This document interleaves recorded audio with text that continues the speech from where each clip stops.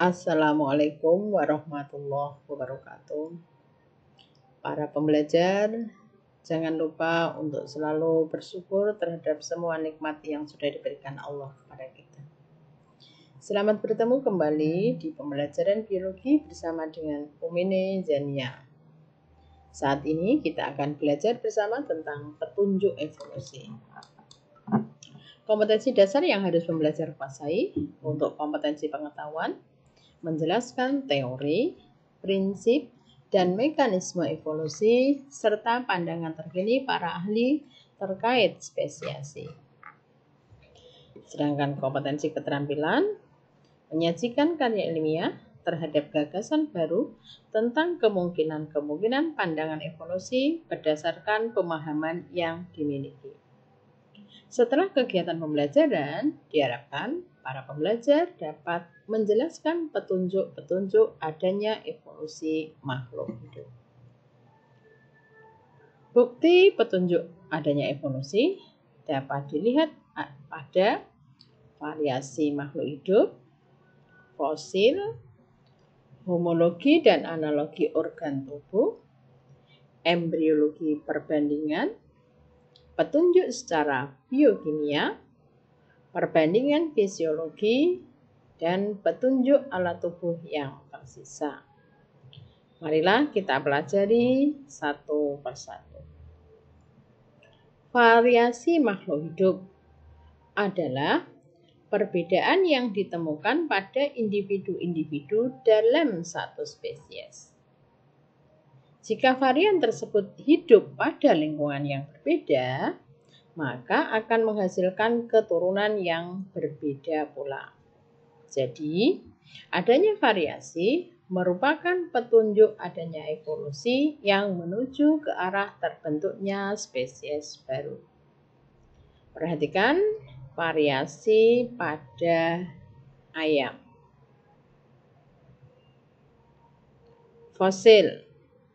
Fosil-fosil yang ditemukan dalam lapisan bumi dari lapisan tua sampai muda menunjukkan adanya perubahan secara berangsur-angsur. Dengan membandingkan fosil-fosil yang ditemukan di berbagai lapisan bumi, dapat diketahui adanya proses evolusi. Sejarah perkembangan kuda merupakan satu contoh yang paling dikenal untuk menerangkan adanya perubahan-perubahan bentuk dari masa ke masa. Perhatikan perbandingan fosil kuda yang ditemukan 600.000 tahun yang lalu dengan 1.000 tahun yang lalu. Homologi dan analogi organ tubuh. Homologi adalah organ-organ makhluk hidup yang mempunyai bentuk asal atau dasar yang sama, kemudian berubah strukturnya sehingga fungsinya berbeda. Misalkan, sayap burung homolog dengan tangan manusia. Kaki depan kuda homolog dengan sirip dada ikan manusia.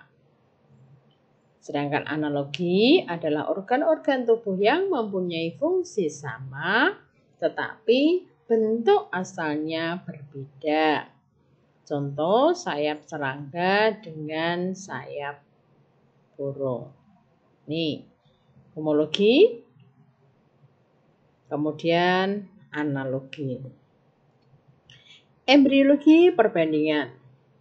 Beberapa kelas vertebrata seperti ikan, reptil, burung, dan mamalia, walaupun tubuh individu dewasanya berbeda jenis satu sama lainnya, namun fase awal dari perkembangan embrionya sangat mirip. Makin mirip berarti makin dekat kekeluargaannya.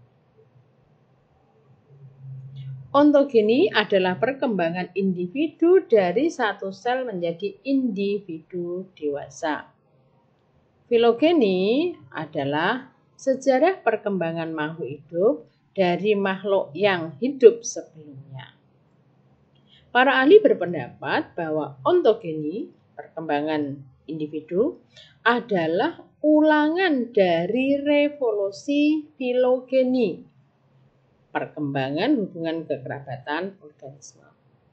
Kaidah ini dianggap terlalu berlebihan karena tidak benar bahwa vertebrata berevolusi dari bentuk ikan menjadi bentuk reptil, kemudian menjadi bentuk berkaki 4. Ini perhatikan kemiripan embriologinya antara ikan, salamander, kura-kura, ayam, kelinci, dan manusia. Petunjuk secara biokimia. Jauh dekatnya hubungan kekerabatan antara organisme satu dengan lainnya dapat ditunjukkan dengan uji secara biokimia yang disebut uji presipitin.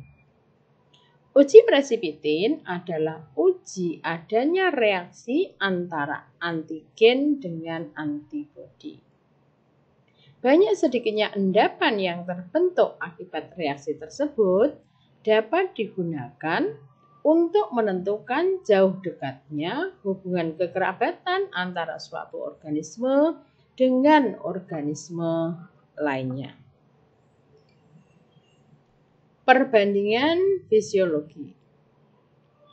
Organisme-organisme mempunyai ciri-ciri fisiologi yang sama, seperti respirasi, ekskresi, dan lain sebagainya. Meskipun ciri morfologi dan jumlah sel yang membentuk setiap organisme berbeda-beda, tetapi terdapat kemiripan-kemiripan dalam fisiologi. Kemudian, petunjuk alat tubuh yang tersisa. Pada manusia dan beberapa jenis hewan dapat dijumpai berbagai alat tubuh yang tidak berfungsi. Alat tubuh manusia yang tersisa antara lain umbai cacing dan tulang ekor. Pada burung kiwi, burung yang tidak dapat terbang, terdapat alat tubuh yang tersisa sebagai akibat penyusutan sayap. Ini contoh pada manusia adanya apendik atau umbi cacing. Demikian para pembelajar, kegiatan kita pada kesempatan ini. Salam sukses selalu untuk para pembelajar. Dan jangan lupa untuk bersyukur karena dari makhluk hidup yang sudah diciptakan oleh Allah, ternyata manusia adalah merupakan makhluk yang paling sempurna. Jaga kesempurnaan yang ada pada kita, karena itu merupakan bukti wujud syukur kita kepada Allah Subhanahu wa Ta'ala. Assalamualaikum warahmatullahi wabarakatuh.